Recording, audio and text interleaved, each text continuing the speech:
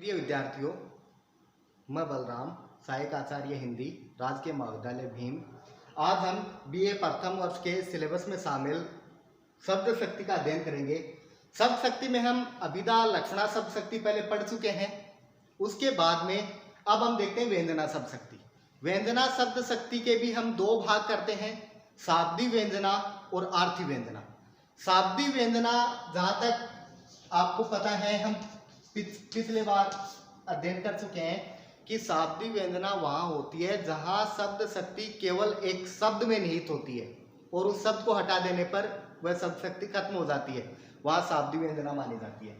अब हम देखते हैं दूसरी शब्द शक्ति आर्थी व्यंजना। आर्थी नाम से स्पष्ट है, आर्थी जो शब्द है वो अर्थ से बना है, अर्थात आर्थी व्यंजना वहाँ होती है जहाँ पर व्यंजना शब्द शक्ति शब्द में निहित नहीं होकर अर्थ में निहित होती है। अर्थात यदि वाक्य में आए हुए शब्दों को हम स्थान परिवर्तित भी कर देते हैं या उसका पर्यायवाची भी रख देते हैं तो भी उसका अर्थ समान बना रहता है, अर्थात उसका प्रभाव खत्म नहीं होता, वहां पर आर्थी व्यंजना मानी जाती है। जैसे हम इसका उदाहरण लेते हैं, एक उदाहरण देखते हैं, सूर्योदय हो गया। अब वैसे सामान्य सा कथन है, सूर्य के उदय होने की बात कही गई है, लेकिन यदि इसको सुनने वाले लोग अलग अलग संदर्भ और परिस्थिति से बिलोंग करते हैं तब इसके अर्थ अलग हो जाते हैं। जैसे मान लो सूर्योदय हो गया, ये वाक्य किसी बच्चे ने सुना तो बच्चे के लिए इसका अर्थ यह है कि वो उठेगा, अर्थात उसका उठने का टाइम हो गया, वो दूध वगैरह पीने का टाइम हो गया। इसी वाक्य को यदि किसी चरवाहे के द्वारा सुना गया तो चरवाहे के लिए ये टाइम है, वो अपने पशुओं को जंगल में ले जाने का या पशुओं को चराने के लिए ले जाने का टाइम है। यदि यही वाक्य किसी गृहिणी के द्वारा सुना जाता है तो उसके लिए ये टाइम है, वो अपने घर के कार्य करने का है। तो कहने का मतलब ये सब वाक्य एक ही है, लेकिन जिसके द्वारा भी सुना जाता है उसकी परिस्थिति के अनुसार इसके अर्थ अलग निकलते हैं, इसलिए यहाँ पर आर्थी व्यंजना होती है। आर्थी व्यंजना इसलिए कि यहाँ पर ये जो शब्द हैं इनके यदि पर्यायवाची भी हम रखते हैं तो भी अर्थ प्रभावित नहीं होता, अर्थ सेम वो का वो रहता है। सूर्योदय की जगह यदि हम सुबह का प्रयोग करते हैं अर्थ वही रहेगा, अर्थात इसमें जो व्यंजना है वो अर्थ पर निर्भर करती है, शब्द पर नहीं, इसलिए यहाँ पर आर्थी व्यंजना मानी जाती है। अब हम इसका दूसरा उदाहरण देखते हैं।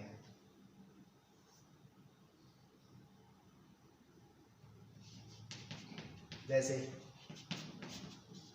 संध्या हो गई। अब यहां पर सूर्योदय और संध्या बात एक ही है, इसमें दोनों में ही दिन के उदय और अस्त की बात कही गई है। संध्या होने का भी वही अर्थ लोगों के द्वारा लगाया जाएगा जैसा सूर्योदय का लगाया जाता है। जैसे सूर्योदय के टाइम पे भी सुनने वाले लोग सूर्योदय करने वाले काम के हिसाब से उसका अंदाज लगाते हैं, वैसा ही संध्या के समय जैसे संध्या का किसी मंदिर के पुजारी के द्वारा ये वाक्य सुना जाता है तो उसके लिए आरती करने का टाइम है। बच्चों के द्वारा सुना जाता है तो बच्चों के घर लौटने का समय है। यदि किसी स्त्री के द्वारा सुना जाता है तो उसके लिए खाना पकाने आदि का समय है। तो जहां पर भी ऐसे वाक्य आते हैं उनके संदर्भ और परिस्थिति के अनुसार अर्थ अलग होते हैं, वहां पर आर्थी व्यंजना मानी जाती है। अब हम इसका दूसरा उदाहरण देखते हैं।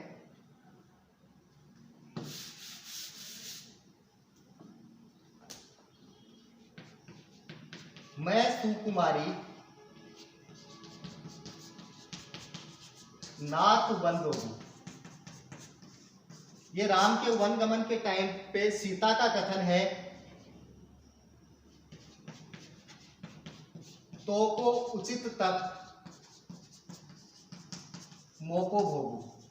यहां पर सीता राम से ये कहती है कि मैं तो सुकुमारी हूं और हे नाथ आप वन के योग्य हो, अर्थात राम उसे कहते हैं कि आप यहाँ पर महलों में रहिए क्योंकि आप सुकुमार हो, आप जंगल की जो परेशानियां उनको सहन नहीं कर पाओगी।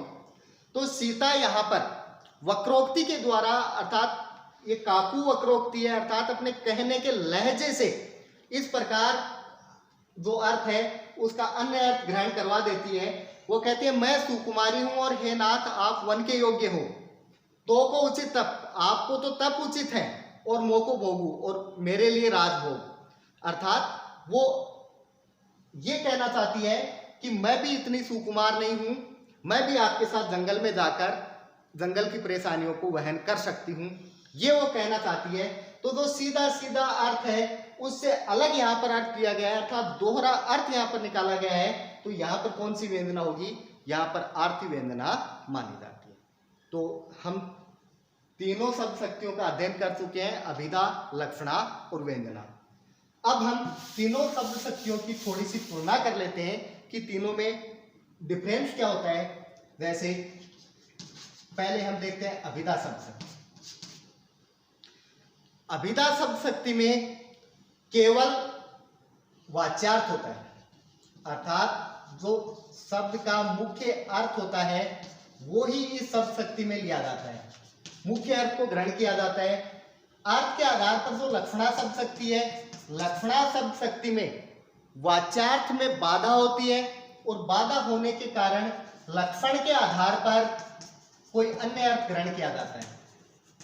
लक्षण के आधार पर अर्थ ग्रहण किया जाता है, वाच्यार्थ बाधित होता है। अब व्यंजना शब्द शक्ति। अब व्यंजना शब्द शक्ति में न तो मुख्य अर्थ होता है न लक्षण के आधार पर अर्थ होता है, दोनों ही अर्थ बाधित होते हैं, इसलिए इसमें परिस्थिति के अनुसार कोई अन्य ही अर्थ ग्रहण किया जाता है। अर्थात इसमें वाच्यार्थ और लक्ष्यार्थ दोनों के अलावा कोई अन्य अर्थ ग्रहण किया जाता है। अब हम देखते हैं अभिधा शब्द शक्ति का दूसरी तुलना। इसमें जो अर्थ है वो निश्चित होता है, अर्थात इसमें रूढ़, यौगिक और योग रूढ़ तीनों को शामिल किया जाता है। इनका अर्थ है वो निश्चित होता है। लक्षणा शब्द शक्ति है उसमें अर्थ निश्चित नहीं होता, लेकिन अर्थ की दिशा है वो निश्चित होती है, क्योंकि अभिधा शब्द शक्ति के अनुसार ही इसका अर्थ लगाया जाता है। कोई न कोई लक्षण दिखाई देते हैं तभी हम लक्षणा शब्द शक्ति मानते हैं, लेकिन इसमें अर्थ की थोड़ी बहुत दिशा निश्चित हो जाती है कि अर्थ कैसे निकाला जाएगा। इसमें न तो अर्थ निश्चित होता है न अर्थ की दिशा निश्चित होती है, बाकी संदर्भ और परिस्थिति के अनुसार अर्थ ग्रहण किया जाता है। संदर्भ और परिस्थिति इनके अनुसार अलग ही हम अर्थ ग्रहण करते हैं।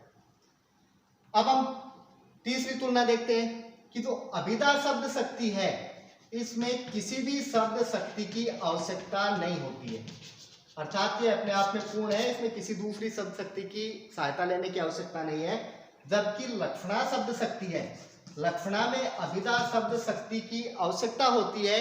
जब अभिधा शब्द शक्ति का मुख्यार्थ बाधित होता है तभी हम लक्ष्यार्थ ग्रहण करते हैं। जबकि व्यंजना शब्द शक्ति है, व्यंजना शब्द शक्ति में अभिधा और लक्षणा दोनों शब्द शक्तियों की आवश्यकता होती है, अर्थात इसमें अभिधा की भी आवश्यकता होती है और साथ में लक्षणा की भी आवश्यकता होती है। दोनों के आधार पर ही हम इसका तीसरा कोई अन्य अर्थ ग्रहण करते हैं। तो आज हमारा शब्द शक्ति का टॉपिक कंप्लीट हुआ, हमने तीनों शब्द शक्ति पढ़ ली है। धन्यवाद।